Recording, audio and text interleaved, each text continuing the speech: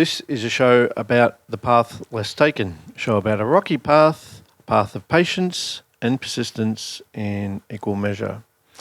What you ultimately find down this path is passion, a passion for live hardware, electronic music. This time to the signal path, we have a good friend of mine, Lincoln Webber. Thanks for joining us, Lincoln. Thanks for having me on, Age. And we've known each other for how long now? I'll say 11 years. 11 years. Yep. And we briefly met before that at Filter, I believe it was. It was indeed. It was, yes. You corrected me before. It wasn't Virus, it was Filter. Me standing around enjoying the tunes at the side of the dance floor. I think you must have been dancing away or coming off the dance floor and caught my eye and we started blabbing away. And we didn't realise that until many moons later. It clicked and I'm like, oh, that was you, because you were telling me about how you played bass, and I think you showed me a photo of yourself back then with your dreads and everything. Right, I'm yep. like, I spoke to that dude. It was very recognisable. Yeah. And so, that's how I remembered. Yeah, and you remember that too? I do. Yeah. Yeah, I'm glad. I'm glad somewhat memorable as well. Okay, and so speaking of going back, your rave days, you spent a lot of time in, your rave days were about the same as mine in the late 90s, early 2000s. Yeah, correct. And before that, you were in, during that time, obviously, you were playing bass as in a band. Yep, band called Candy Flip. Candy Flip, yeah. So you guys used to play around Melbourne? Yeah, a lot, yeah. Yeah. Yeah. You can tell us about that. Yeah, tell us a bit about that experience as playing in a band around Melbourne. It was so good. Yeah, loved it. Loved performing, seeing people getting into it and getting the music out there.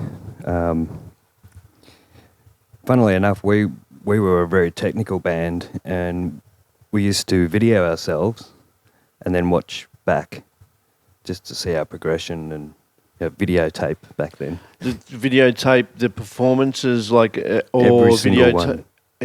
How about like rehearsals? Do that as well? Or? Yes. Oh, really? Oh, wow. Yeah. Okay. Also, because we improvised a lot, and if we caught it on video, we're like, "Oh, that bit was good. Let's go more into that." But what we found was we stood there like statues because we were so technical. We were trying to concentrate on what we were playing. So we took about half the notes out of our songs. Right. So we could jump around like... Oh, wow. So you simplified it so you could perform... Jump around like Slipknot. Yeah, right. That's what we did. Slipknot, was that before or after Slipknot? We were around the same time, Yeah, and we didn't okay. know about them until we had our first review, and the reviewer said this band should be called Corny Slip because they sound like corn and they look like Slipknot. Corn. Yeah, that was an influence of mine as well, actually. I remember when a mate invited me over to his place, sat me down. This is back in the days when I used to sit around and enjoy a puff or two. And he sat me down. It's like, Age, sit down. I'm going to have a smoke. And I'm going to play this album from start to finish, and I don't want you to say a word. And it was Corn, like the first album. Blew me away. Yeah, they are good. So you have a history with metal, actually, before that, don't you? Like, it was part of your influence as well? Yeah, massively through my teens. Who were you listening to? Oh, so many bands, but Slayer, Testament, Anthrax. Cradle of Filth? Cradle of Filth, yes. Creator. Overkill, Creator, love Creator. Yeah. Anthrax as well, we're talking about. Yeah. But yes. also the classics like Pink Floyd, and you said you had some other influences as well. You're quite a broad spectrum of music through your youth anyway, right? Yeah, everything from classical, jazz, rock, pop. Yeah, I didn't pigeonhole myself until the metal days, and I told everyone all I listened to was metal.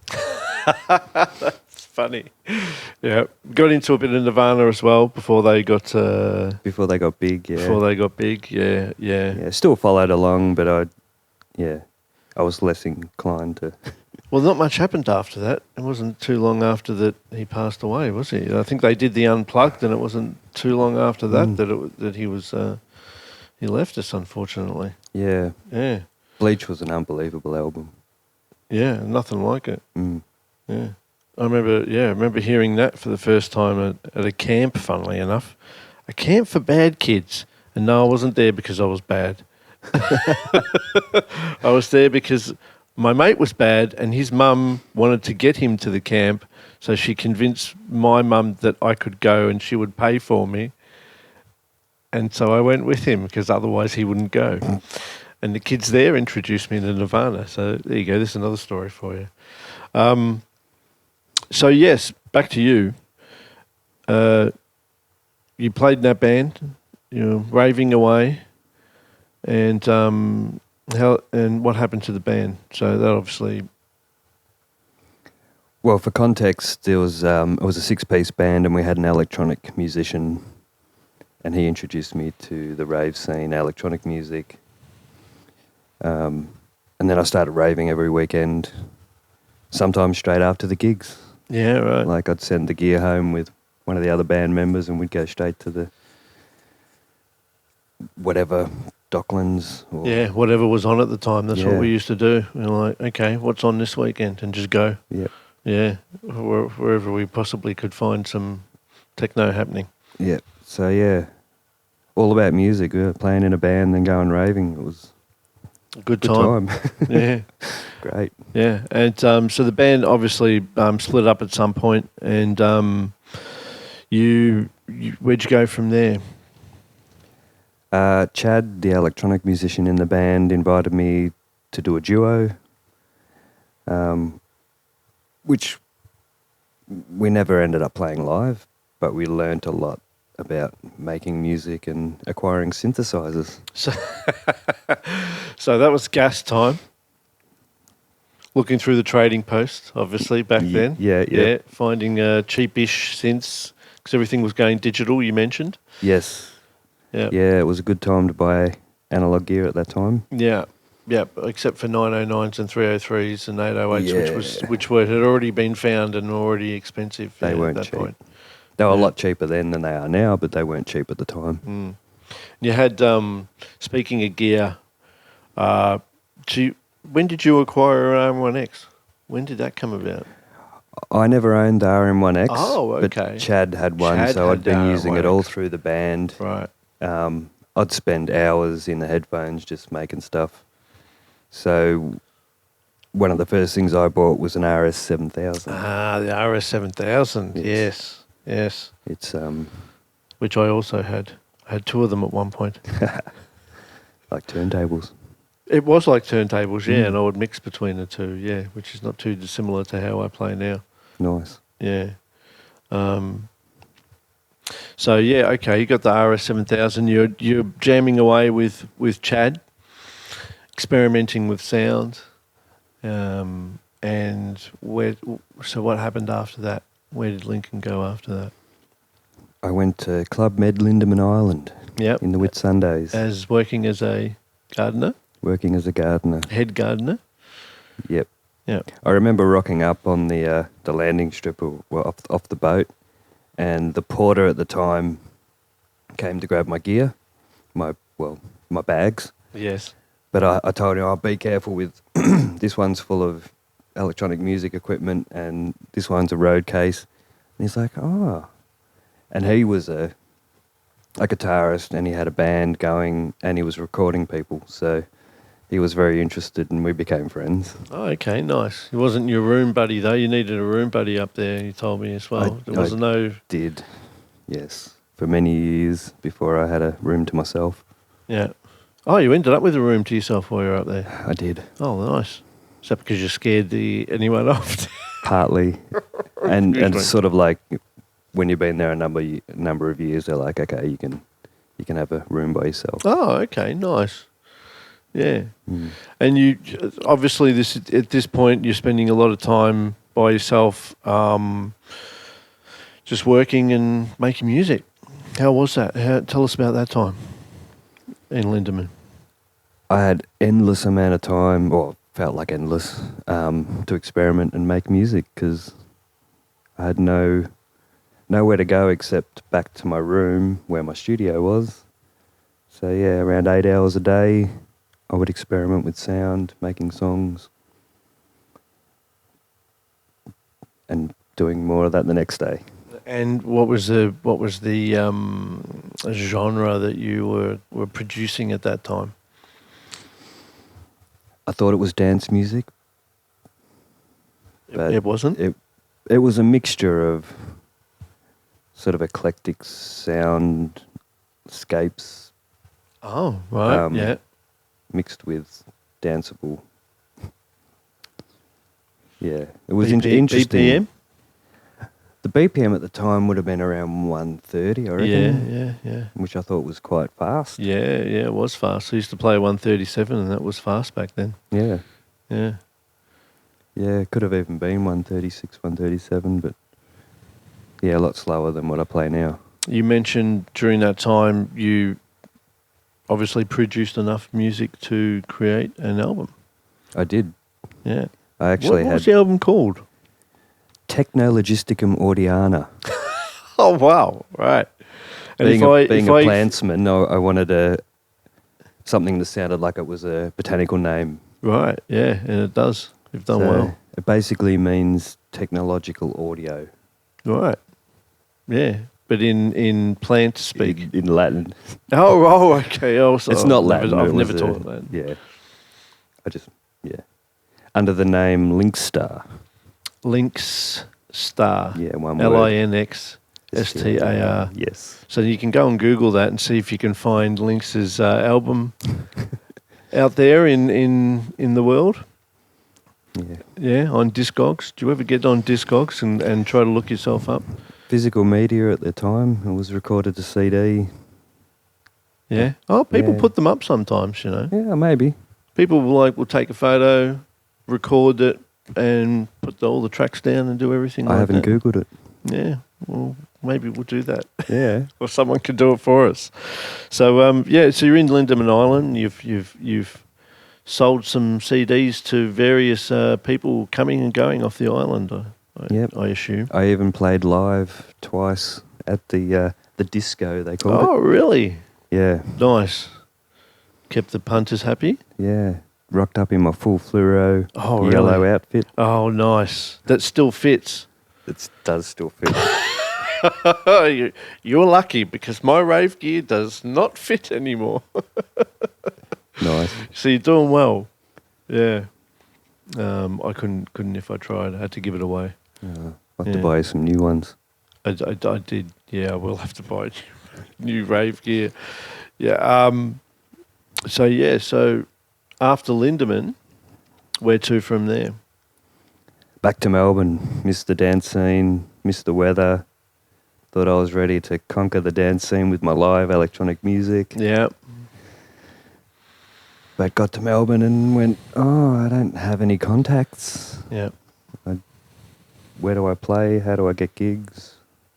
How was and you obviously you didn't start raving at this time again. You were a little bit long in the tooth for that. I didn't get back into it, and probably if I had I would have made some contacts and been able to possibly get back out there. But yeah,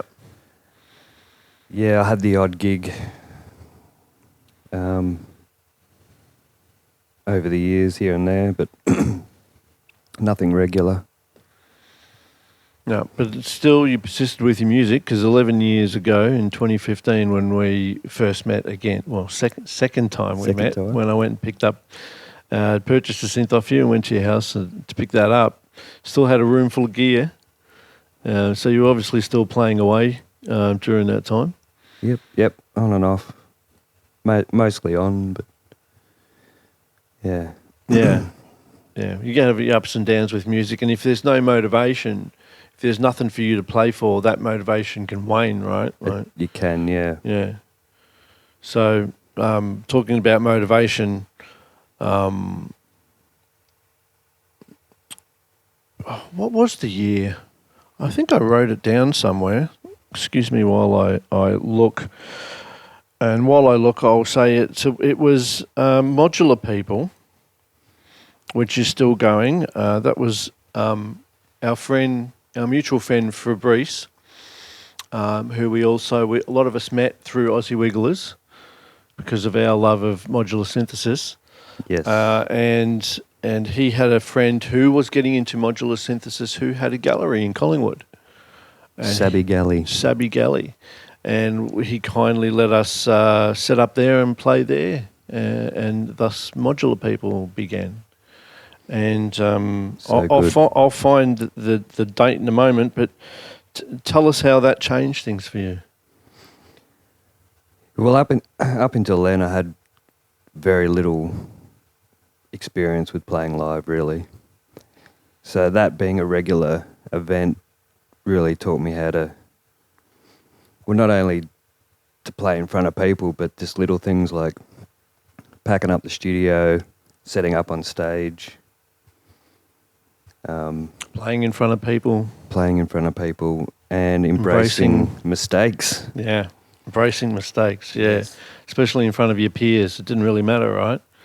Yeah. Because sometimes people say to me, I feel like my peers are scrutinising me more than, say, like a crowd of strangers would. Yeah, I think they're backing you more. Yeah, I think they are. Yeah. I think they understand more that it's okay to make a mistake, right? Yeah. Yeah, I think so. That was, I've got down here, April 2023. Wasn't that long ago? Yeah. So, yeah, it's amazing how much time has passed and how long you've been playing and only now starting to blossom. Yeah. Now I'm finally getting regular gigs and it feels good. Yeah. Yeah. And speaking of regular gigs,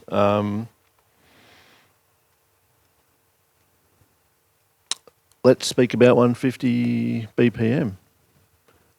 So you've, I handballed, well, let's go back. 2 years ago, I got in contact with Katie, who had 150 BPM, which was, your standard techno DJ night, and she put the call out for acts in general. Right? I think she I don't know if she said DJs or not. Anyway, she put acts, and I had a habit of just, if anybody did that, I wrote in and told Katie, I know some live acts. Here's me, and here's all these other people as well that I know that are really good. And she got back to me and said, how about we put on a whole show? And that turned into a 150% live. Yeah, and I got busy doing the signal path and modular theme time, and then I've handballed, and so I was more than happy to handball that over to you.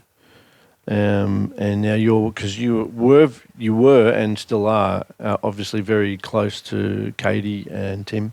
Yeah. And you guys live closer as well. So we do. Yeah, but it was much harder for Katie and I to get together than you and Katie to get together. And so I handballed that over to you. And that, how is that? Tell us how that's going, and tell us a little bit about 150% live at the moment. It's going really well at the moment, actually. It's evolved. It seems to be getting more traction, and it's just awesome to see the quality of live acts that come together on the night. Like it doesn't fail to blow me away each time. It's and we're happy to take a risk and put people on that haven't had much experience. And yeah, no one's ever let us down. It's awesome. Yeah, it's. I think the last one I attended, because it's amazingly it's at my Eon now, because I remember when 150 Katie got 150 BPM at my Eon, and I was thinking, that's going to be a difficult venue to put the live 150% live on. Had its challenges. And she's managed it, and I say she, and you, Katie and yourself have managed that really well. And it's a great venue for techno and music in general. It is. And a great place to get exposure, because people will come just to listen to the music, to whatever's playing, and they know that it's a venue that they can just rock up. They can come in and there'll be good music playing, right? So, they're not necessarily coming just because it's live or anything like that. They're just coming because it's a Saturday night. There's techno on. Let's go, right? That's right. Which is sort of the way it used to be, right, when we used to go out, right? Where's their techno playing? Okay, it's playing here. Let's just go. Like, it doesn't matter who's playing or what's playing. Nope. It just, you want to go there for the music, right? So it's a great venue for that reason. With a great sound. Yeah. Which is the whole point. Yes. Yeah. And we're giving I am too, but you know, it's another event where people can get better at their craft, right? There's nothing like... Yeah, you learn from experience. Yeah. So, I mean, I've said that was April 23. How far do you think you've come in that time in regards to your own live set? It's been exponential since then. Like I've looked back on some videos recently and recordings of 10 years ago, and yeah, I was good, but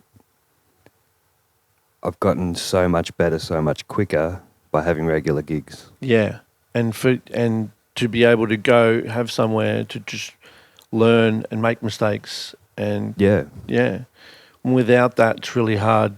It's sort of something I try to do in the synth meet, sort of encourage new acts to come play on the howler system and hear themselves on a system instead of on a, you know, at home or on their headphones or anything like that, right? So, I think you have to play live, whether it's in a bar or a club, doesn't really matter, or a small environment, big environment, doesn't really matter where it is. Or an art gallery. Or an art gallery, exactly, you know, on a PA, right, to get better at what you're doing. Yeah. Let's talk gear. You'd be a self-confessed Electron fanboy. Oh yeah. Tell us what's in your current rig at the moment. We'll go over to a rig. We'll do a rig rundown, but just to quickly go through for our radio listeners, because the rig rundown will go up on YouTube. But for the radio listeners, what's in your rig? Also, for context, I bought my first Electron in 2005, which was the machine drum. Oh, yeah. Still my favourite. And I didn't understand it. I didn't understand at all I didn't make very much good music with it. So it was only about a year or two later I thought, it's not for me. I'll sell it. And then I got interested in the Analog 4 in 2000. I think it was 2012. Yeah, the V1. Yeah. So I bought that, and again, I didn't understand it. Around the same time I got into Modular. Yeah, about 2015. Modular helped me understand Electron gear because they're so modular inside. You can route things to other things. You got LFOs. So eventually, Electron started to make sense. It probably wasn't till 2018, 19 when it really clicked. Yeah, okay. So, until you had a good amount of time getting into modular synthesis and wiring your own synths up and drum machines or whatever the hell you wanted to make. And I think a lot of people have had a similar experience where... Teaches you a lot. Yeah, I mean, that was my experience. I bought the machine drum shortly before I got into modular. I was saying this to my mate Sol last night. He came over for a jam. And so I bought the machine drum. I put samples in it at first. Made some okay stuff. Then got into modular. really learnt about synthesis. And I saw the machine drum there. I'm like, oh, I should really pick this up again. And just started from scratch. No samples, no nothing. And it blew me away. Yeah. They're powerful devices. Yeah. So what's it? You didn't tell us what was in your rig. What's in your rig? What's in my rig now? Yeah, your current rig. Today, or what I've been mainly using the last... Oh, yeah, either way. Oh, well, let's go through what you brought in today first, and then... So I've got the Analog 4 Mark II. I've got the Tone Work, the newest Electron, one, yeah, which is a very interesting machine. Yep. Then I've got the Digitone 2, the Digitac 2, the Octatrack Mark II, all running through the Electron Heat. Yeah. And the Avalon. The Abstract Instruments Avalon. But yeah, it's almost all Electron at the moment. Yeah. Yeah, and that's your current rig. Yeah. Happy with that. I often try things swap in and out though as well, right? Yeah, and I still buy new instruments thinking, oh, this is going to be awesome. Recently bought a Joe Mox Alpha Bass drum machine, which sounds amazing, but I just got so frustrated with the sequencer because I'm so used to the Electron sequencer now. So yeah, they've sucked us in, haven't they? Yep. So I've just embraced it. So just before we should wrap it up, so quickly tell us when we're filming this, tell us there's going to be another 150 BPM live after this is aired. We're pre-recording this, so after this is aired, tell us when that is, who's playing, what's it about? May 1st, it's a Friday night. We've just finalised the lineup. At my Aeon? At my Aeon, yeah. I can't remember all the acts. I'm playing. Yes, you are. Me. Sal. Shay Doe. Yeah. Marcus Newman. Yeah. Katerina Stratus. I won't try to pronounce that. Yeah, but Katerina. Yeah. And upstairs we've got a more experimental room. That's cool. We've got Cameron Stephen and Mayari. Mayari, yeah. Yeah. Mayari, so yeah. We're looking forward to those acts. You didn't get onto Hand Clap? No, Hand Clap, if you're watching, check your messages. We did get on, yeah. Oh, okay, you did eventually. She was busy. Okay, next time. Cameron Stephan, I think it's pronounced. I keep saying Stephen as well, but yeah, it's actually Stephan. So Art Punk calls himself. Art Punk, so yeah, a good friend, Art Punk, who has his own radio show. Yeah, that's what he'll probably be playing. He's a lovely man. Yeah, so I'm looking forward to that. It'll be great. 2 rooms of live electronic music. That's awesome. And finally, I see you have a new cat. Yeah, little Joel. Yeah, little Joel. Yeah, he makes us laugh. Is he an electronic music fan? Hang around the studio? He's not. He's come to visit a couple of times, but no, he doesn't hang out in there. Yeah. Marty was sitting on his cat tower last night when Sol came over, and as I very rarely do, I put the speakers on instead of putting my headphones on, and we're smashing the techno, and gets up and like, all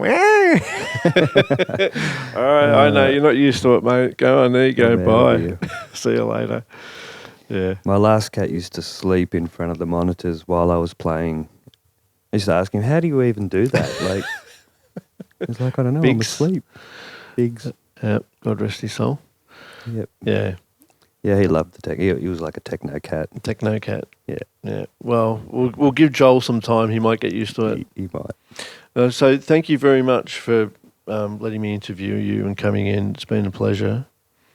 Thanks for having me. My pleasure. And we'll move into the jam. And for those online on YouTube, you can check out the rig rundown as well. So thanks again. Cheers. Thanks.